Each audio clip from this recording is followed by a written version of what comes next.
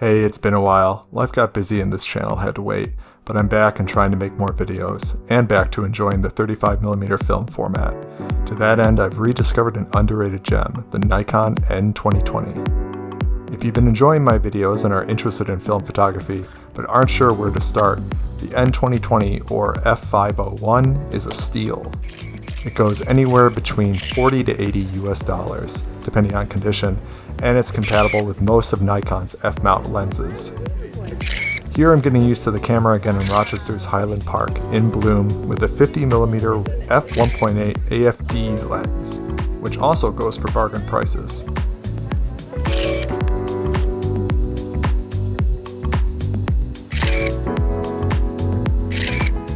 It delivers sharp images, is pretty good in low light, and is compatible with the N2020's autofocus. So a bit of history. The N2020 was released in 1986 as Nikon's first autofocus camera. It actually preceded the term prosumer camera, which meant equipment that was almost good enough to be professional, but not quite.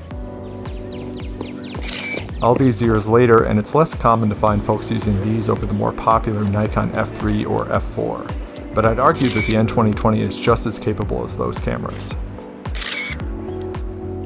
However, the one thing you have to watch out for is the battery compartment. The camera takes 4 AAA batteries, and it cannot operate without them. And since the camera is from 1986, many models may have old alkaline batteries inside, which is bad for the electronics if they burst. If you buy one of these used, make sure the seller confirms that compartment is clean and that everything still works with fresh batteries. But besides that risk, there are a few negatives with this camera. Sure, the autofocus is basic and a little noisy, but it's surprisingly decent in low light, though it may be tricky to pull off fleeting moments. But if you're used to manual focus, there's a focus assist feature where the light will turn green in the center when you're in focus, or arrows will indicate which direction to turn your lens's focus ring. This feature is also available on the Nikon F4, but that camera still sells for around $200 to $300 US in 2026. Price is key. As film photography gets more expensive, as the whole world gets more expensive, anything to bring down the upfront cost is that much more valuable. And, hobbyists tend to romanticize, pro gear, so in reality, perfectly capable cameras like this just sit unused somewhere. This was my situation in a way. A little while back I actually badly damaged my Nikon F3 and I've hesitated on the expensive repairs, but while looking through old equipment I actually found the N2020 and I was just really happy to actually have a working 35mm camera again, and I was embarrassed that I had forgotten about it all this time. If you find yourself in a similar situation, these prosumer cameras are invaluable because they're compatible with the lenses we probably acquired along the way. Compared to my Nikon F3, the only thing I miss is the threaded shutter release for long exposures. For the N2020, you need to remove this little cap here and attach a cable called the Nikon MC12A.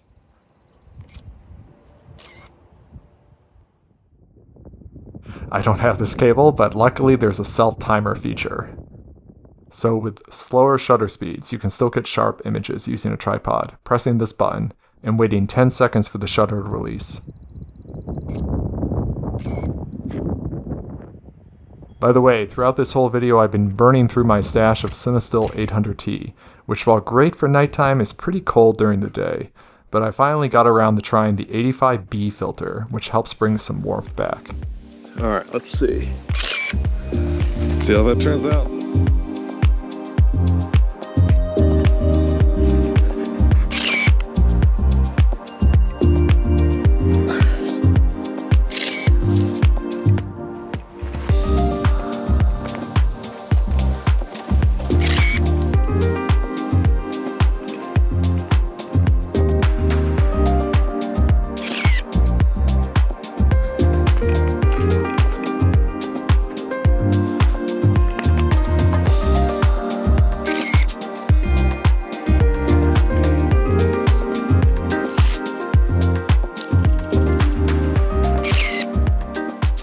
the time when using the camera handheld, I opt for the A here, which stands for aperture priority. With this setting, you can set the aperture of the lens to creatively affect the depth of field of your photos. The camera will measure the exposure and adjust the shutter speed accordingly, indicating the speed in the viewfinder as you half press the shutter button. In practice, this is the most flexible way to photograph, but there's also the program modes, which are useful for telephoto lenses. The rest of the shutter speeds engage directly with the manual mode of the camera, if you want full control of aperture and shutter speed combinations. This mode is essential for night photography, where it's better to expose more than the light meter suggests.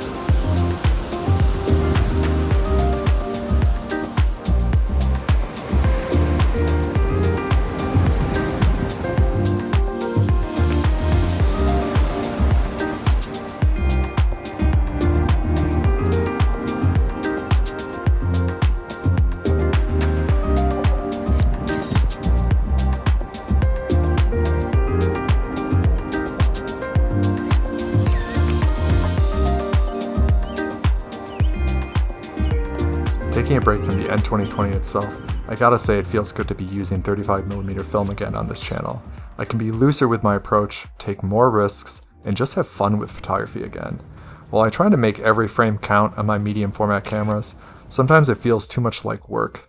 With less frames per roll, often as low as 8, consciously or not, I'm spending more time thinking about whether something is worth being photographed, and I think that worry stifles my creative output. A fun 35mm film camera with a 36 frame roll of film is very freeing in comparison.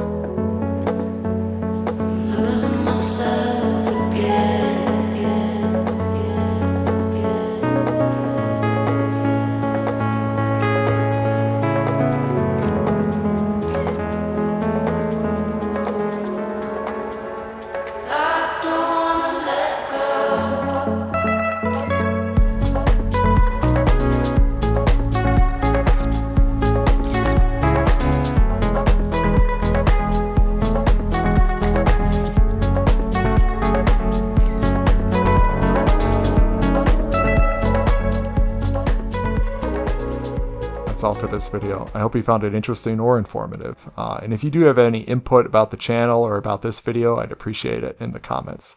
Yeah, that's it for now. Hopefully I'll have the next video out a lot sooner. In the meantime, have a good one. Peace.